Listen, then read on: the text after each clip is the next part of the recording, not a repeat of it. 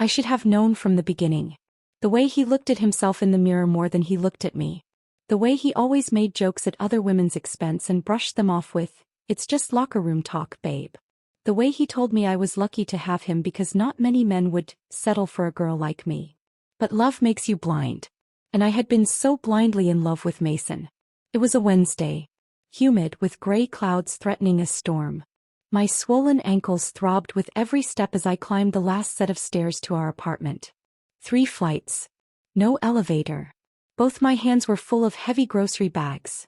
Milk, vegetables, canned goods, diapers I'd been stocking up on. My shirt clung to my back with sweat and every breath felt heavier than the last. As I reached the front door I heard it, laughter. Male voices. Video game explosions. I struggled with the door for a few seconds before finally getting it open. There he was, sprawled on the couch like a damn king, headset on, fingers flying across the controller, Dorito dust on his shirt. 3 of his friends were in the living room too, watching him play. None of them moved. Not one offered to help. I dropped the groceries on the floor and leaned against the wall, trying to catch my breath, my belly tight and aching. That's when he looked at me. His eyes moved from my face to my belly, then down to my legs. "Damn, you're really starting to look disgusting, Celine," Mason said casually, as if commenting on the weather. "You better lose that weight fast after the baby, or I swear to God I'm gonna find someone who actually takes care of herself." His friends burst out laughing. One of them even high-fived him. Me. I smiled. Not because it didn't hurt. It did. It stung like a slap to the face. But the smile was for something else. Because in that moment something in me snapped. Quietly, sharply, like a thread pulled too tight for too long. That was the moment I stopped being his wife. That was the moment I started becoming someone else. Mason had never hit me. But emotional abuse? Oh, he was a master at it. Every day was a game. Belittle me, make me feel small, guilt-trip me into doing everything, and somehow twist things so I felt like the bad guy when I cried. He hadn't always been this cruel. In the early days he'd been sweet. Charming. He'd open doors, make me laugh, bring me coffee in bed. But that all vanished the moment I got pregnant. The pregnancy was planned, at least on my end. Mason said he wanted a baby.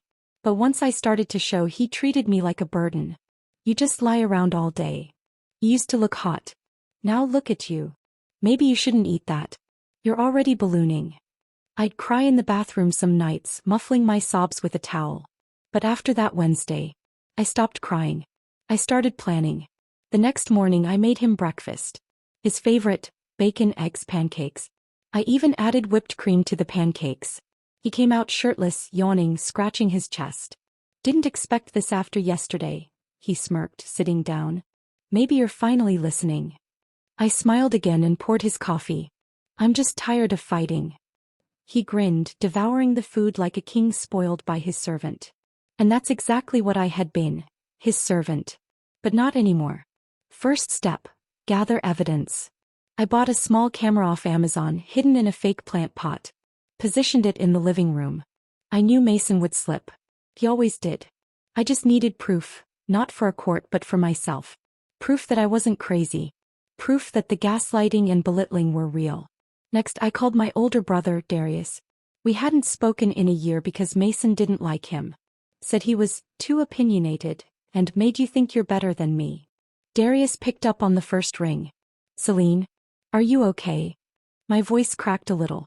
"Not really. Can I stay with you for a few days after the baby's born?" Silence. "Then, you can stay forever if you need to. I've got space. And back up." That was Darius speak for, "I will kill that man if he touches you." I laughed softly, wiping a tear. "Thank you." Over the next 48 hours I played the part. Mason lapped it up.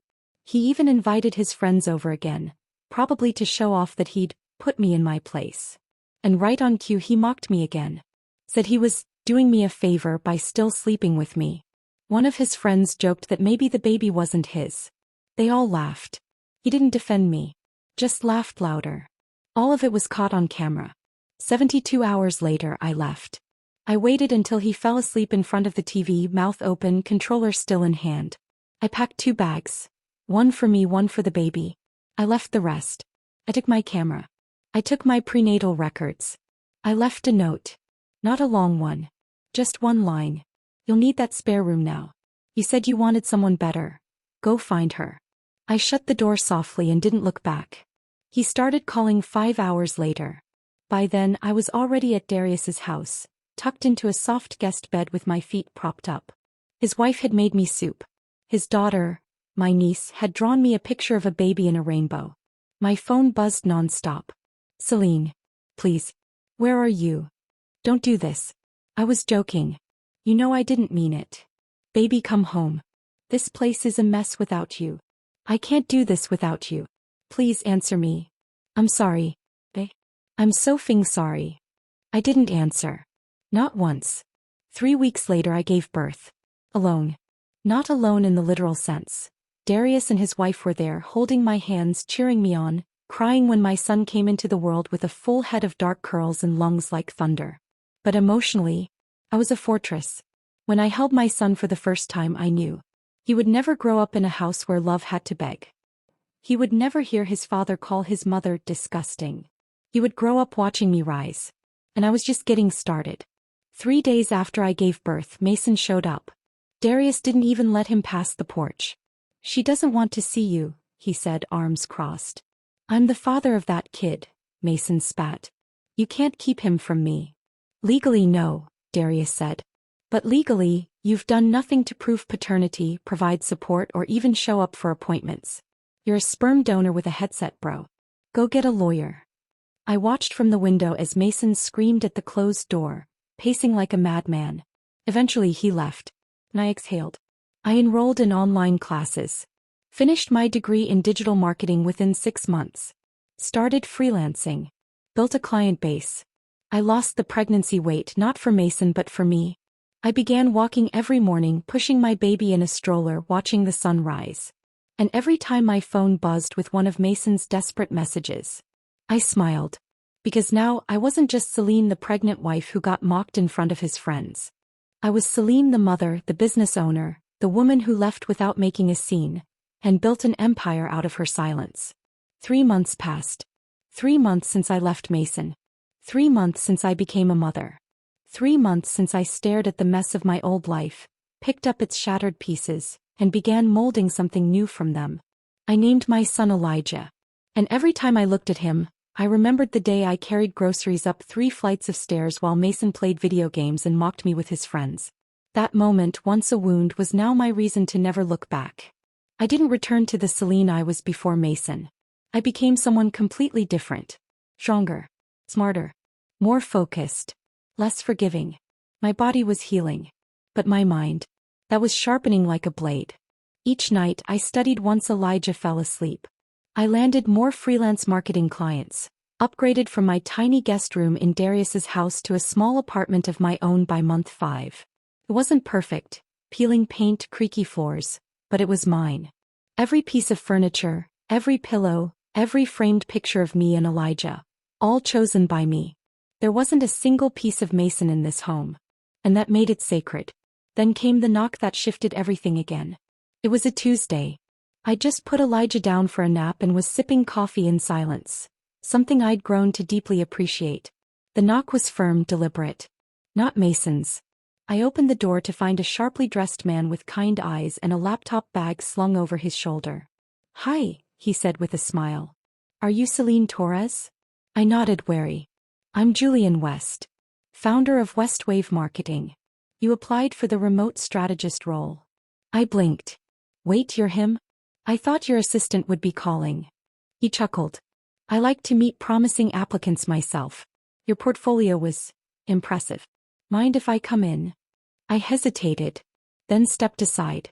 Julian walked in and glanced around my modest apartment, noticing Elijah's toys, the neat pile of work folders on my small desk, the sticky notes lining the fridge. "This," he said, gesturing, "is the home of a woman who's working her ass off." I smiled faintly. "I try. I don't usually hire solo freelancers," Julian admitted. "But there's something about your work, your tone, your strategy, your instinct, that tells me you've lived some life." I met his gaze, surprised at the sudden warmth in my chest. "I have."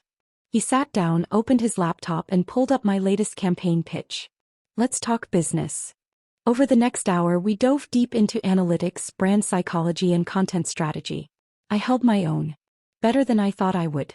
I saw the way Julian's eyes lit up when I explained my ideas, how he nodded and jotted notes furiously. Celine, he said finally, I'm offering you the position.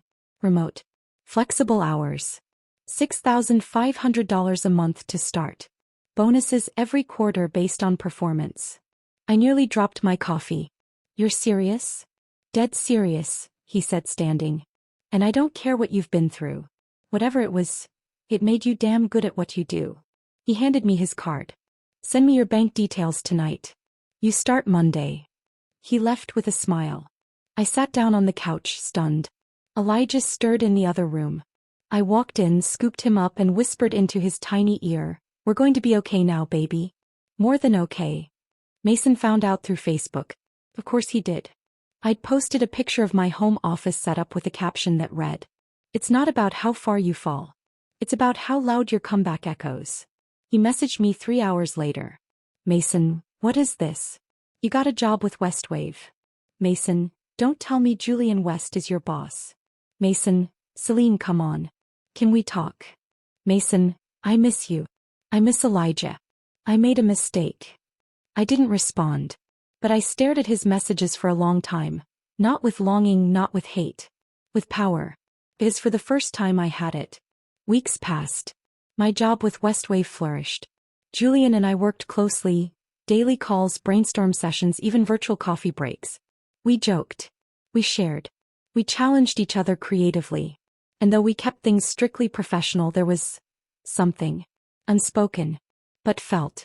Julian never asked about Elijah's father. Never pried into my past. He just treated me like I was brilliant, valuable, worth listening to. It was addictive. Then Mason showed up again.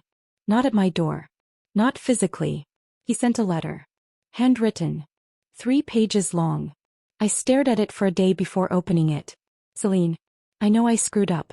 I was immature. Selfish. Pooh. I didn't realize what I had until you left. I didn't realize how much I loved you until I saw your name on that client list and realized someone else had discovered what I threw away. I don't expect forgiveness. But please let me be part of Elijah's life. I'm not asking for much. Just a chance. I'm trying to change. Mason. I reread the letter 3 times. Then I folded it, placed it in a drawer and locked it. He had his chance. And he spent it mocking me while I carried our child and his groceries up 3 flights of stairs. Julian invited me to a team summit 2 months later. Out of state. 3-day work retreat. Paid hotel. Business class flights. I'd never left the city since Elijah was born. I hesitated. You deserve this, Darius told me. I'll take care of my nephew. You go show them what a boss looks like. So I went. The summit was electric. Full of innovative minds, sleek presentations and buzzing energy. But what made it unforgettable was the night Julian found me on the rooftop of the hotel, staring out at the skyline. Couldn't sleep either? He asked. I shook my head. Just thinking. About how far I've come. How far I still want to go. He stood beside me, silent for a beat. You know, he said finally, I didn't just hire you for your talent. I saw the hunger in your eyes. The fire. That kind of spark only comes from someone who's been burned before. I turned to him, heart pounding. You were right. His voice dropped slightly.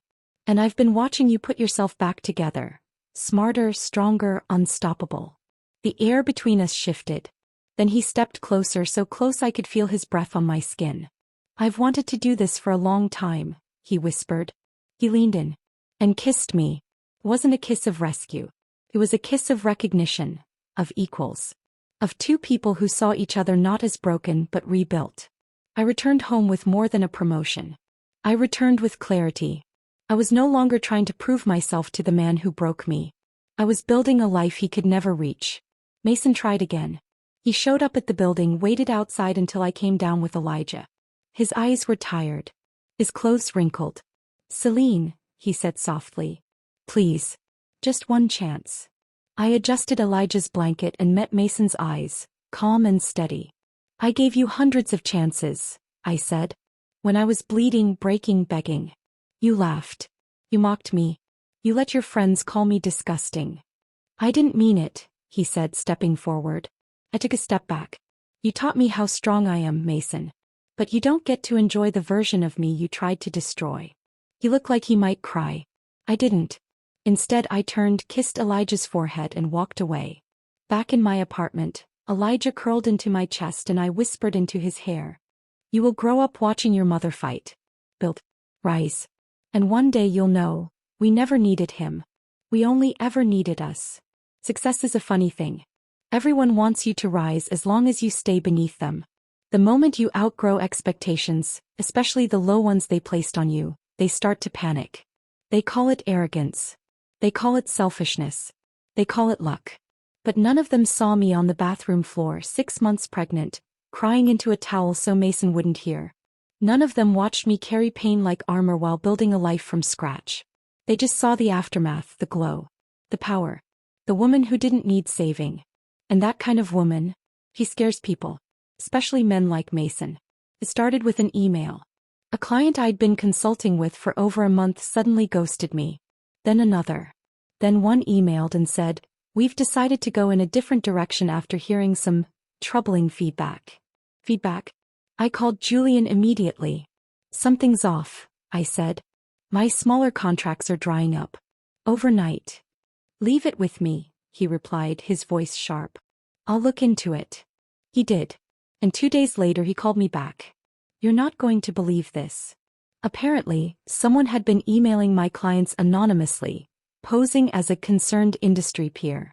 They claimed I'd faked parts of my resume, exaggerated campaign results, and even used her child as a sympathy ploy to gain contracts. Julian traced the source. That gutless coward had created a fake Gmail account and had been sending slanderous emails to ruin my reputation. "You could press charges," Julian said, furious. "This is defamation. Interference with business. We have the proof." I stared at my phone, emotions swirling, rage, betrayal, disbelief. "No," I said after a moment. "I won't press charges." Julian was stunned. "Why not?" "Because I'm going to destroy him without even touching him." That night I didn't cry. I got to work. I emailed every client I'd lost, attached a clean, factual statement with proof of Mason's harassment, and apologized for any confusion. I stayed calm. Professional. Then I posted something on LinkedIn that made waves. When you walk away from abuse, they call you dramatic. When you succeed without them, they call you fake. When you build a life they couldn't, they try to tear it down. Stay loud. Stay rising. Your power doesn't require their permission. Overnight it went viral. 20,000 likes. 1,500 comments.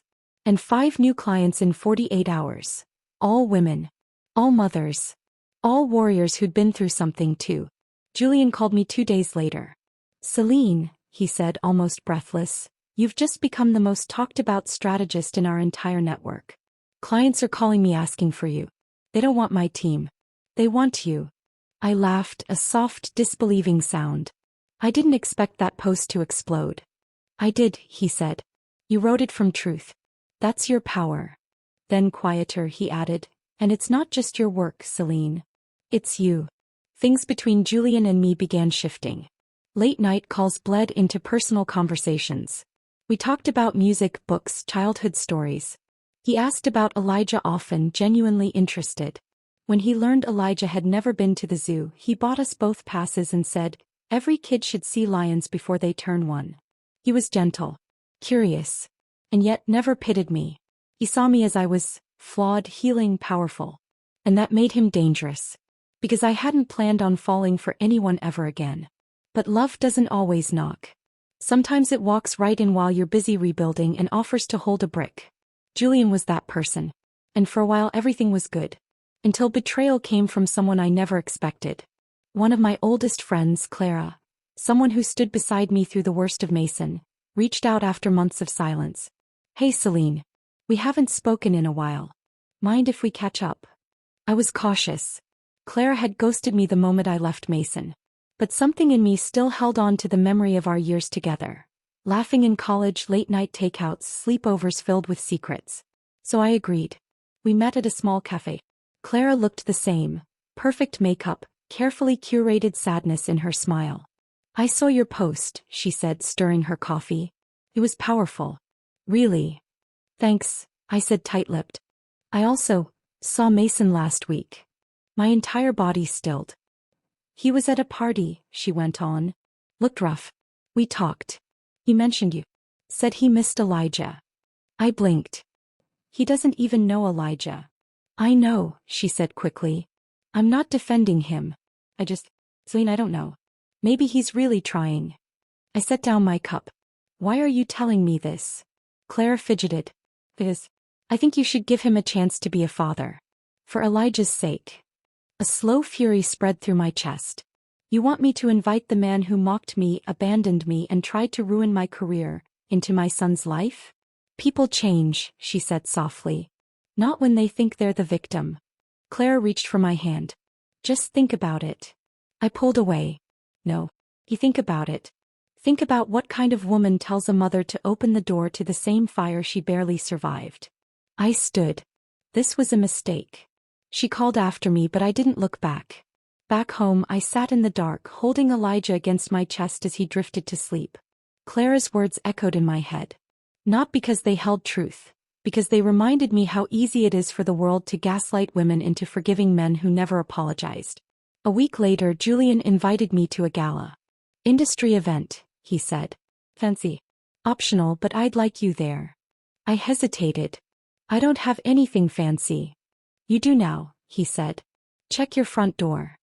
I opened it to find a navy blue gown hanging in a zippered bag with a note. For the queen who built her castle from rubble. I'll pick you up at 7.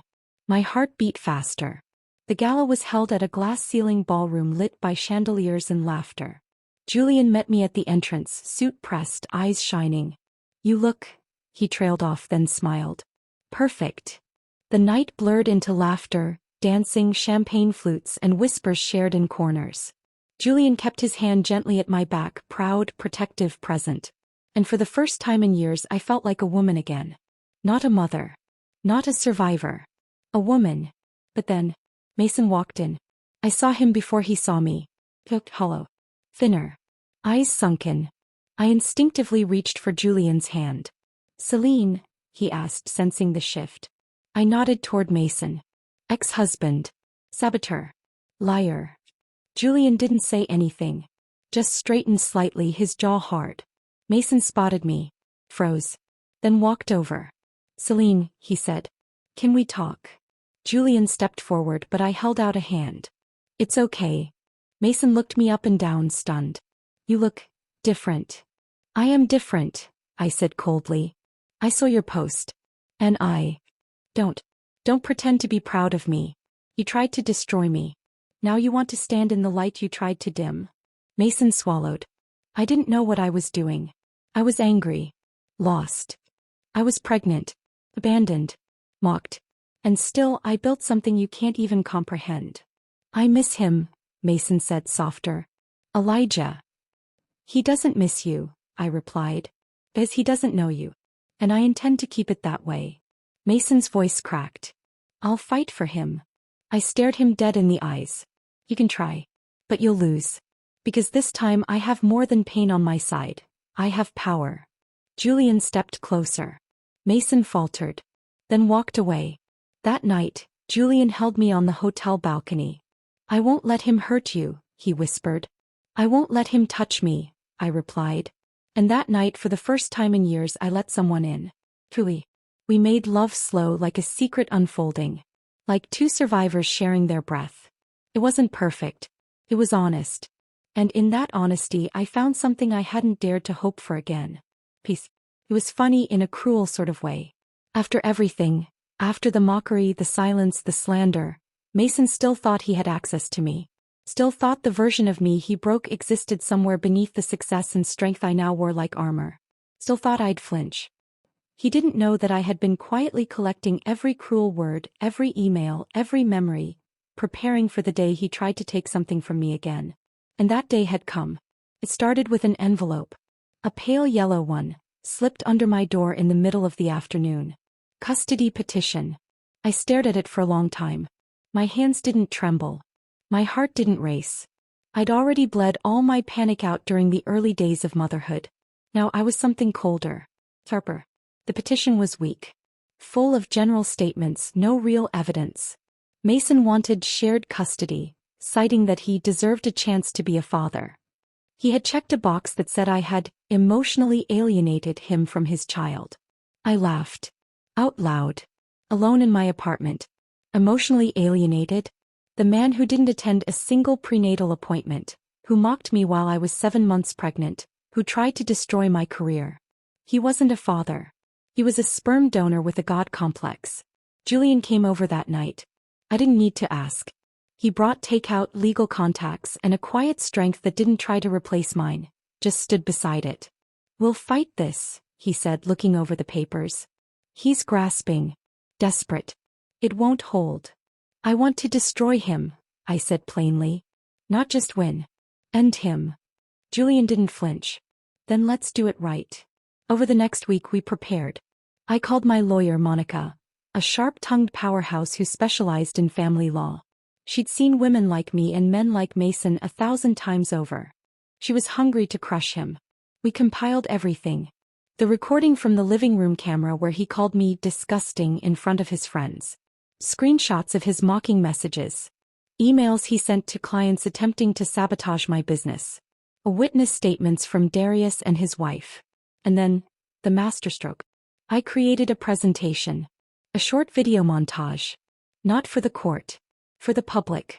Because some men only learn when you burn them where everyone can see the flames. Julian had organized an annual Westwave conference. An exclusive summit attended by hundreds of clients, partners, and press. This year he made me the closing speaker. "Are you sure you want to do this here?" he asked, scanning my presentation before the big night. "Yes," I said. "This isn't about revenge anymore. It's about showing women like me that survival isn't enough. We deserve to win." Loudly. He nodded. "Then go burn the damn stage down." The day arrived. The venue was breathtaking. Crystal chandeliers, velvet curtains, cameras flashing. I wore a sleek black suit, tailored to perfection. Power wasn't just in my words tonight. It was in my posture, my stride, my presence. Julian introduced me. "Tonight's speaker isn't just our lead strategist. She's a symbol of resilience, brilliance, and ferocity. Please welcome Celine Torres." Applause. I took the stage. Spotlights hit. I stood still, let the room settle, then spoke. 300 days ago I was sobbing into a towel on the bathroom floor, pregnant and terrified.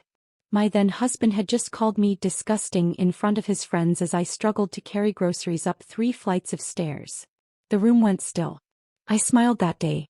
Not because I wasn't hurt, but because something inside me broke.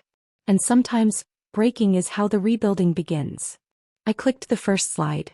A grainy video played.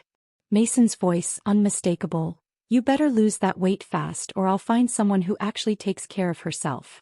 Laughter in the background. Silence in the audience now. I left. With nothing but a baby on the way and a backbone no one knew I had. I walked them through my journey. Each betrayal, each challenge, each step toward independence. The sabotage. The fake emails. The custody petition. Some men will never father children, they'll only produce them. Because fatherhood requires more than biology. It requires presence. Accountability. Respect. The final slide was a photo. Me. Holding Elijah. Smiling. Glowing. Captioned, "We are not broken. We are just getting started." Thunderous applause. Tears. Cameras flashing. I walked off the stage not as a survivor, but as a storm. The video went viral within 48 hours. Shared across platforms, praised by advocacy groups, women's collectives, parenting networks. It wasn't just a story. It was a movement. Mason? He panicked. Called my lawyer furious. Claimed I'd ruined his reputation. That I weaponized the internet. Monica's response? "Maybe next time, don't hand your wife the weapon and dare her to use it." The court date arrived. He showed up with a cheap suit and a new girlfriend. Barely 20, eyes vacant, clearly prepped to play character witness. It didn't matter. The judge reviewed the evidence. Listened to the recordings. Watched the video I played for the room. "You have no case," the judge ruled. In fact, this court is disturbed by the plaintiff's history of emotional abuse. Custody denied. Mason stood there, jaw tight, hands shaking.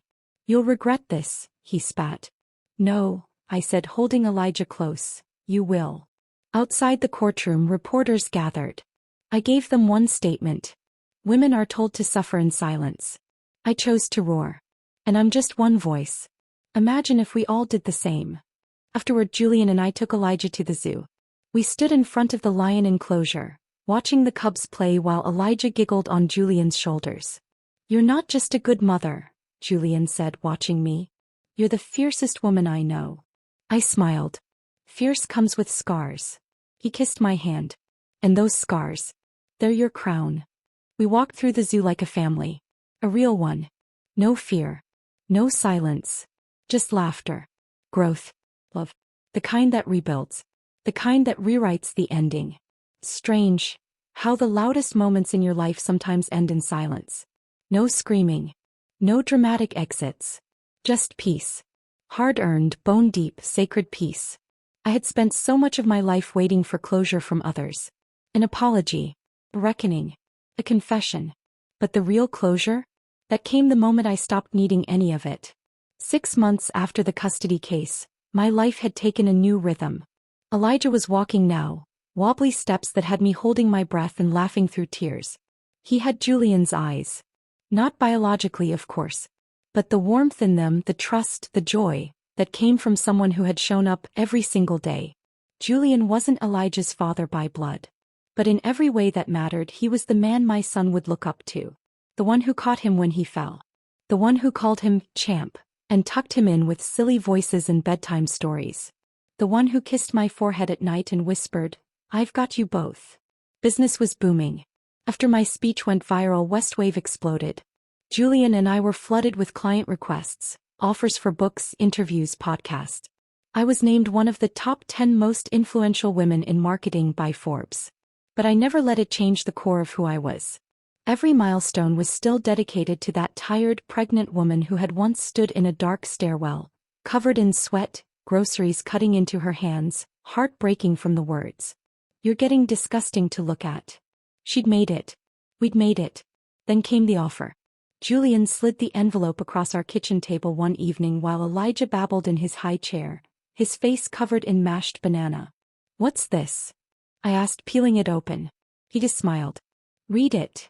Inside was a proposal from Nova Corp, one of the largest global tech conglomerates in the world. They wanted me, to come in as their chief strategy officer. The salary was beyond anything I'd ever imagined. The benefits, the prestige, the power. I would have a team of 300 under me. I'd be building campaigns that would touch billions. It was everything I had worked for. But there was a catch. The job required relocating. To Singapore. For 3 years. I didn't answer right away. I sat with it. Let the silence ask the real questions. Was this what I wanted? Would this fulfill me? Would this give Elijah the life he deserved? Or take away the life I'd fought so hard to give him? Julian didn't pressure me. This is your choice, he said one night. I'll support you either way. And if I go? He met my eyes. Then I'll go too. And if I stay? He smiled. Then we keep building. Right here. Together. That night I dreamed of stairwells. But not the ones from before. Not the dark, narrow staircase I once climbed while my husband laughed at me. In this dream I was climbing a golden staircase. Elijah in my arms, Julian at my side. And at the top, there was no audience. No award. Just sunlight. The next morning I made my decision. I walked into Julian's office with coffee and a quiet smile. You're either about to accept the job, he said, grinning, or break my heart. Neither, I said. I'm creating my own agency. His eyebrows shot up. I've had the spotlight, I explained. Now I want to build something that lasts. Something that belongs entirely to me. I want to raise my son in the city where I rebuilt myself. I want to help women like me. Mothers, survivors, fighters, who are too often overlooked. Julian leaned back in his chair, nodding slowly. You're starting a revolution, he said. No, I replied. I already started it. Now I'm giving it a name. Elysian Strategies was born 2 months later. An all-women marketing powerhouse that prioritized flexible hours, emotional intelligence, and real, raw storytelling. Our slogan? You don't have to be perfect to be powerful. Clients came in droves. Mothers who had been pushed out of agencies. Survivors who wanted to rewrite their narrative. Startups with heart. Movements with meaning. I wasn't just making money. I was making impact. The first campaign we ever launched. It was for a nonprofit that helped single mothers escape abusive relationships and rebuild their lives. We called it, She Carried More Than Groceries. Yes, it was personal. Yes, it was mine. And it resonated around the world. Then came the wedding. Not mine. Darius's daughter. She was 10 the first time she watched me cry on her living room couch, holding my pregnant belly and whispering, "I'm sorry I'm such a mess." Now she was 20, radiant and glowing with love. And she asked me to walk her down the aisle with her father. "Because you taught me what strength really looks like," she said. At the reception I gave a toast. "Life will break you," I said. Not always loudly. Sometimes in tiny pieces, cracks in the smile, dents in the pride. But if you're lucky, those breaks will let the light in. And you'll come back stronger. Not perfect, but whole. Julian kissed my cheek and whispered, "Marry me next." I laughed. "That obvious, huh? I've been waiting since you told Mason he'd lose." That was the hottest thing I'd ever seen. We got married on a rooftop. No dress code. No grand speeches. Just laughter. Friends. Elijah carrying the rings with a crooked smile. And vows that weren't about saving each other, but about building a future with open eyes and open hearts. A year later I ran into Mason. Of course I did. He was working at a cell phone kiosk in a strip mall. He didn't see me at first. I stood behind a pillar watching him scroll his phone. He looked tired. Thinner. Older somehow. But not from wisdom. From regret. He turned around eventually. Froze. His eyes met mine. I gave a small, polite smile. He opened his mouth, maybe to apologize, maybe to plead. But I turned and walked away. Not out of anger. Out of finality. There was nothing left to say. I was the storm that survived. The silence that turned into a roar. The girl who carried groceries and came back carrying a kingdom.